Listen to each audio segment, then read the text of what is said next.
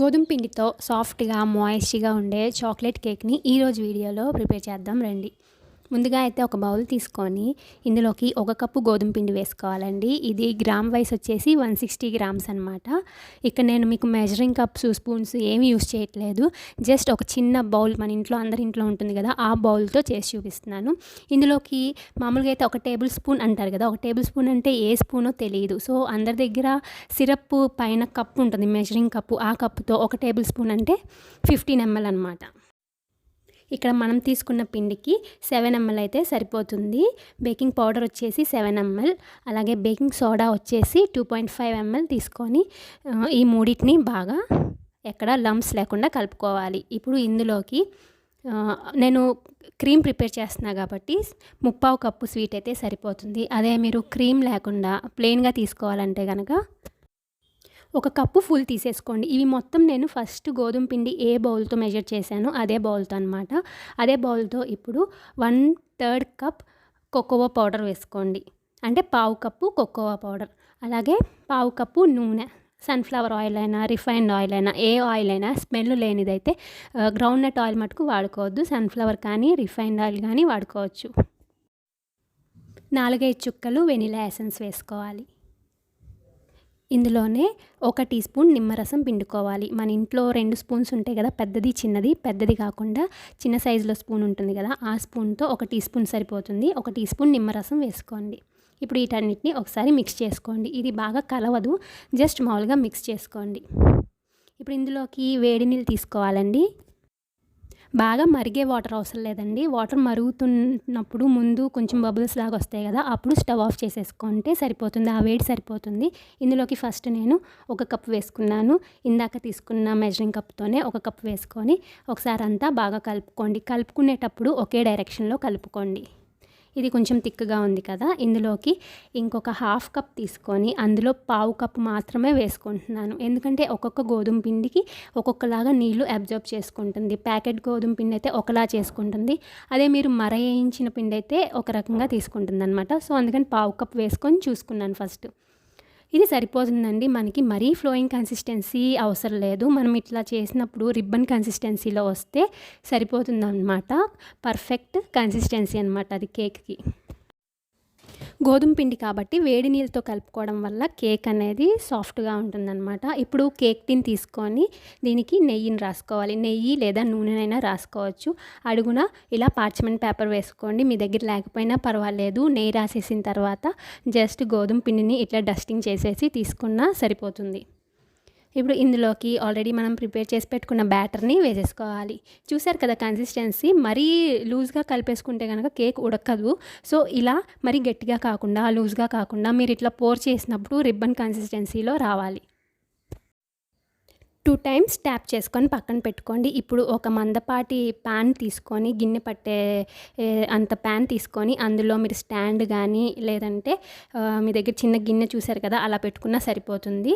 5 నిమిషాలు లో ఫ్లేమ్ మీద కొంచెం ప్రీహీట్ చేసుకోండి. ప్రీహీట్ అయిన తర్వాత కేక్ టిన్ని పెట్టేసుకొని ఒక 40-45 నిమిషాలు పడుతుందండి ఉడకడానికి. మీరు ఎప్పుడైనా కేక్ చెక్ చేసేటప్పుడు మధ్యలో గుచ్చి చూడండి టూత్పిక్ని.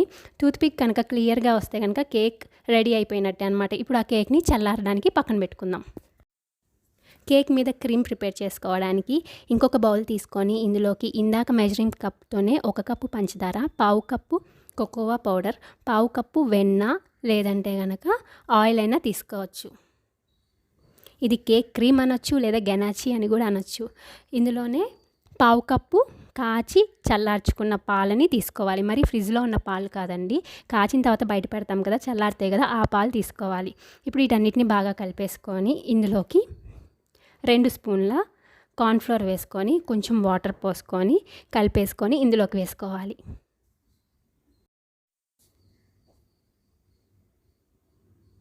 ఈ క్రీమ్ని అలాగే వదిలేయకుండా మధ్య మధ్యలో కలుపుకుంటూ ఉండాలండి. మీకు దగ్గరగా 10-15 నిమిషాలు పడుతుందండి కొంచెం ఇది చిక్కదనానికి రావడానికి. ఇప్పుడు ఇందులోనే మరుగుతున్నప్పుడు 4 లేదా 5 చుక్కలు వెనిలా ఎసెన్స్ వేసుకోండి. వేసుకున్నా పర్వాలేదు, స్కిప్ చేసినా పర్వాలేదు. ఇలా చూసారా, కొంచెం కన్సిస్టెన్సీ ఇందాక పలచగా ఉంది, ఇప్పుడు కొంచెం థిక్ అయింది కదా. ఈ స్టేజ్లో ఉన్నప్పుడు స్టవ్ ఆఫ్ చేసేసుకొని పక్కన పెట్టేసుకోండి. ఇది చల్లారిన తర్వాత బాగా దగ్గరికి అయిపోతుంది.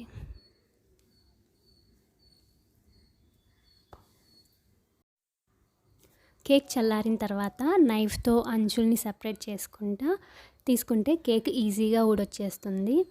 ఈ గిన్నె మీద ప్లేట్ పెట్టుకొని బోర్లించుకోండి. క్లీన్గా వచ్చేసిందనమాట. నీట్గా మొత్తం పార్చ్మెంట్ పేపర్ని తీసేసుకోవాలి.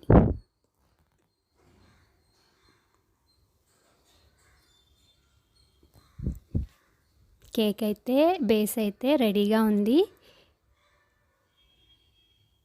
చూడండి ఎంత సాఫ్ట్గా ఉంటుందో. ఇలా ఒత్తినప్పుడు మళ్ళీ అది పైకి వస్తుంది కదా, చాలా సాఫ్ట్గా ఉంటుంది. ఎవరికి చెప్పినా నమ్మరండి ఇది గోధుమ పిండితో చేశారని.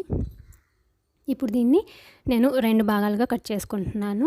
మీరు కావాలంటే నైఫ్తో కట్ చేసుకోవచ్చు. నాకైతే దారంతో ఈజీగా ఉంటుంది కాబట్టి దారంతో కట్ చేసుకుంటున్నా.